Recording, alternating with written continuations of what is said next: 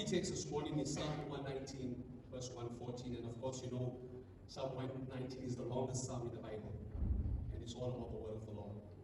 You are my hiding place and my shield. I hope in your word. When there is talk about foxholes and shields, our first thought is war. And life is such. Because from the very beginning, there is this constant struggle against the forces of darkness. And it's no secret that we wrestle against principalities and powers. That from day one, it's an ongoing battle. Now, in World War II, bomb shelters were built as hiding places. And sirens would hasten people to underground bunkers. Soldiers would dig trenches and they would build forts just to survive excessive enemy fire. We need to understand that it is a natural tendency to want to run and hide. It's our first response.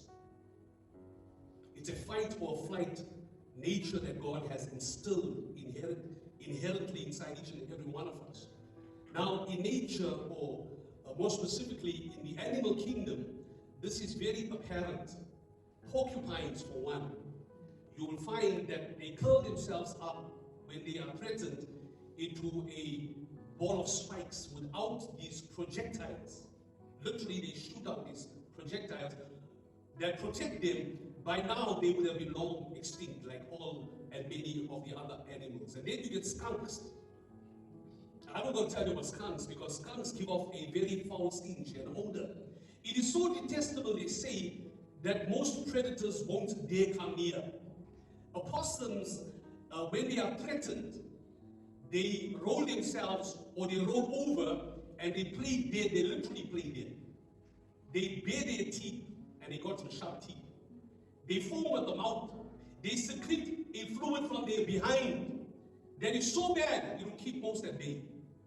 And that's opossums. And they can stay in this comatose, catatonic state for hours if needs be, because that is their defense mechanism or their survival mechanism. Now, most animals have adapted to survive in the wild. Most animals. They have adapted. Some run up trees, some will dive into holes, some will lunge onto rocks.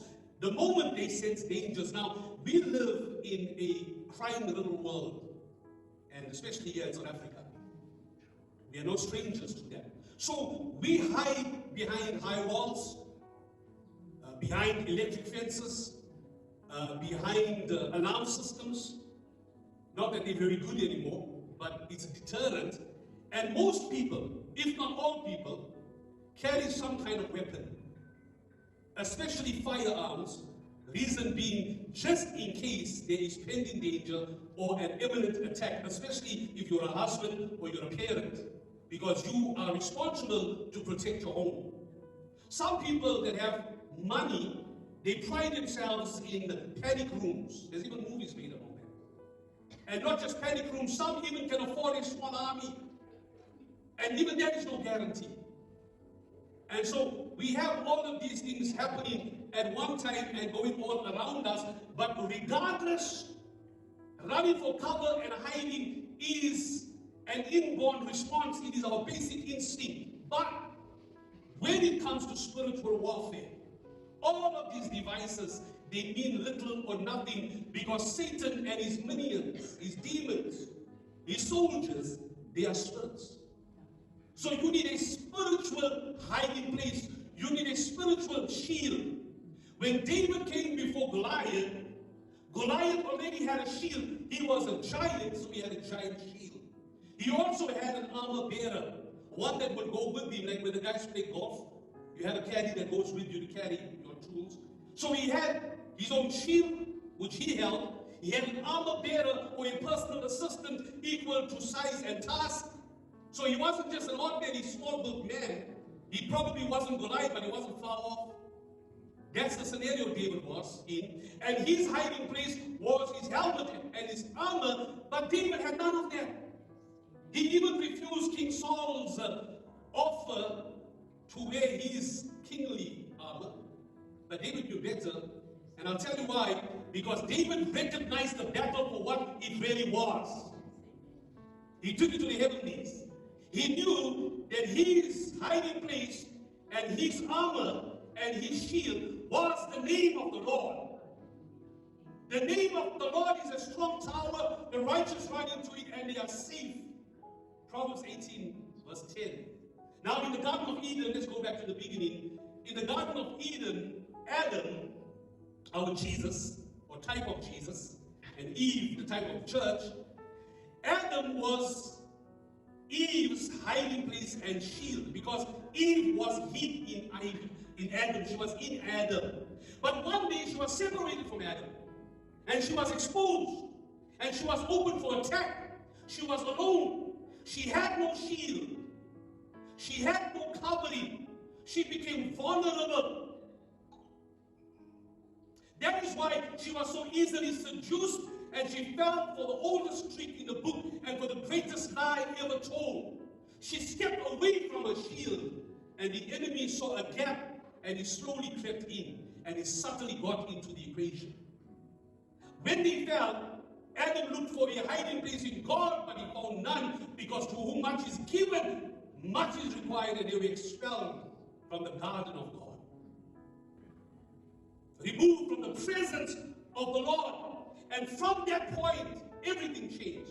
Now in Colossians 3, 2-3, it says, set your mind on things above and not on things on the earth, for you died with Christ, and your life is hidden with Christ in God. So there is a hiding place for every believer, which is in Christ, which is the word, because our key text said, I hope in your word. So God is our hiding place and our shield in times of war. He's our help and our defender against all and every type of danger. Psalm 32 verse 7, David says, you are my hiding place. You will preserve me from trouble and danger. You will surround me with songs of deliverance, SELAH. Tell your neighbor, God is your hiding place.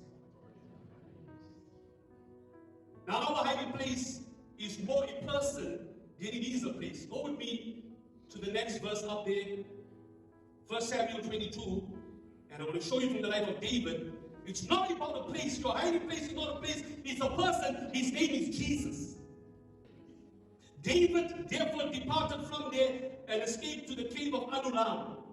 So when his brothers and all his father's house heard it, they went there to him, not to a place, to a person. And everyone who was in distress, and everyone who was in debt, and everyone who was discontented gathered to him. So he became captain over them, and there were about 400 men with him. So it's not a place, a physical place, it's a person.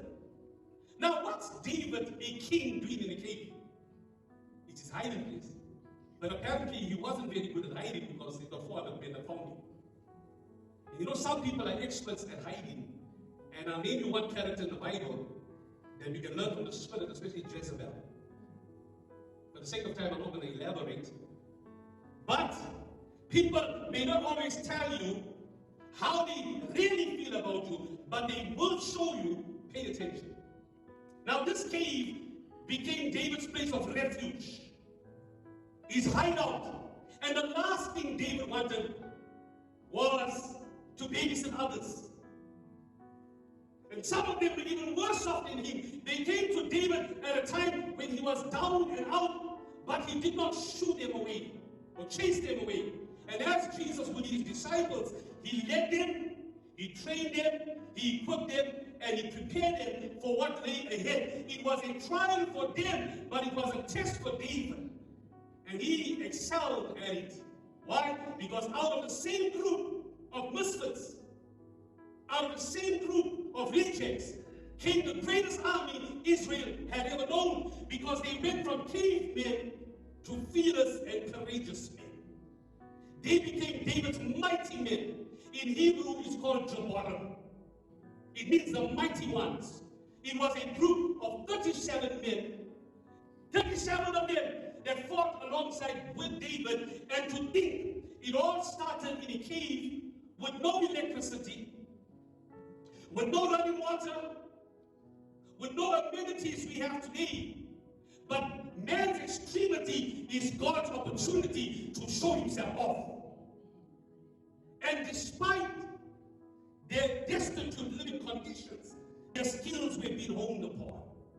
So much so that they rose to legendary status, and the rest is history. And I want to tell you, being an underdog is a good thing. I'll tell you why. And I know what it's like growing up being an underdog. The last choice. Because there's not a whole lot of pressure on you to perform. Because nobody really thinks you can do anything, or you'll ever amount to anything. But believe you me, God's assessment of you is far greater than people's opinions of you. So there's much talk about a man cave or a sanctuary, a space at home where the men, a private place where the men can chill, can hang out. But this wasn't the case here. I'll tell you why. This wasn't a vacation. It wasn't a holiday. This was no time for them to laze around or to hang around. This was a time for them to deepen their dependency upon the Lord. To make the best out of a worst situation. To turn negatives into positives.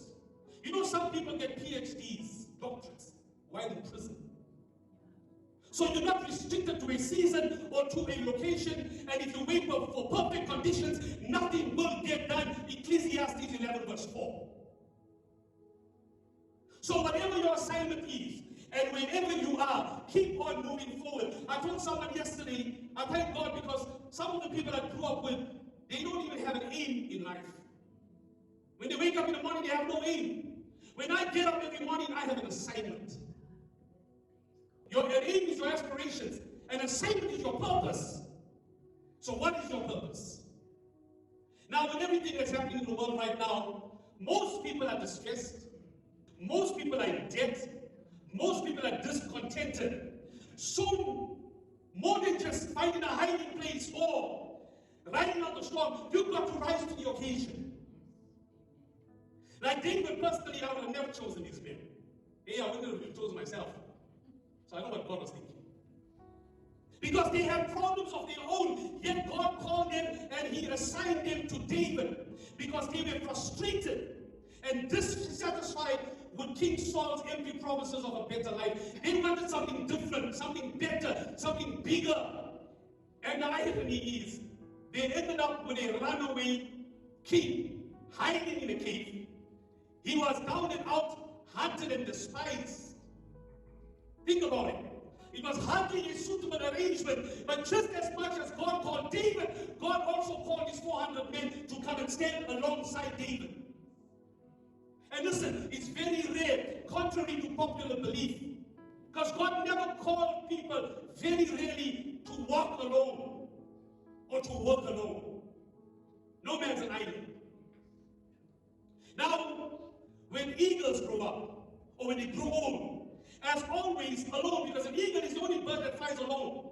But when they pair for life. But they hunt alone. And even if an eagle's spouse dies, they never take another mate. That's it. So alone, they fly up high to altitudes where other predators cannot barely breathe. They will suffer and die. And there they find a secluded spot, a hiding place. And here their molting process begins. Slowly and painfully. And surviving this process leaves them stronger than when they were younger. Now the reason why they do this late in life is because with time, the eagle's feathers, they get oily and dirty, they get full of oil and dirt, grit and grime. They weigh the eagle down. With time, its beak and its talons, or what you would say claws, they start to chip away and they start to break. And once they are damaged, they cannot be repaired, they got to be replaced. But his eyesight gets weak, he loses his vision. We don't lose our vision with age. A lot of people are here because a man without a future, I'm not here in church, because a man without a future will always go back to their past. If your future is not Jesus and the cross, you're going to go back to the world. Amen. Now this transformation occurs especially when the eagle is ill or stressed out. And how many of us are stressed out? So this is nature's way of giving the eagle a second chance. Another chance. And this is the most painful and the loneliest time in an eagle's life. And here, in the molting process, they start to pluck out their feathers themselves, one by one. After they're dead, they take their beak and they smash it against a rock, they break it off. Can you imagine a bird without a beak? Then they start to scrape their talons or their claws off until there's nothing left but stubs. And when you look at the eagle, it seems like it is the end of the eagle, but in actuality, this process lengthens its life. It extends its life. Now, Pastor, how does the eagle survive? Let me tell you, most don't. And they don't have a problem with it. The animal world, they embrace death because an eagle, at the end of its life, it goes as high as it can and it falls head first onto a rock and commits suicide. They're not afraid of death. Most don't, because of the immense pain and the extreme exposure. And because they cannot hunt at that time, they rely totally upon their own birds of a feather for food and support. Think about an eagle. So, if nobody's there, in all probability, they won't make it. And those that survive this transformation, they emerge stronger and sharper than ever before. And you know what? Going back to David, during these trying times, when everything was stripped away, David and his mighty men were being molten. Hallelujah. They were being prepared in their hiding place, in their secret space, in their secluded spot, in their place of refuge, where nobody knew where they were. God was preparing them for something greater in the cave of Adullam. And you know what? Those that wait upon the Lord shall renew their strength. Let me stand up. They shall renew their strength. They shall mount up with wings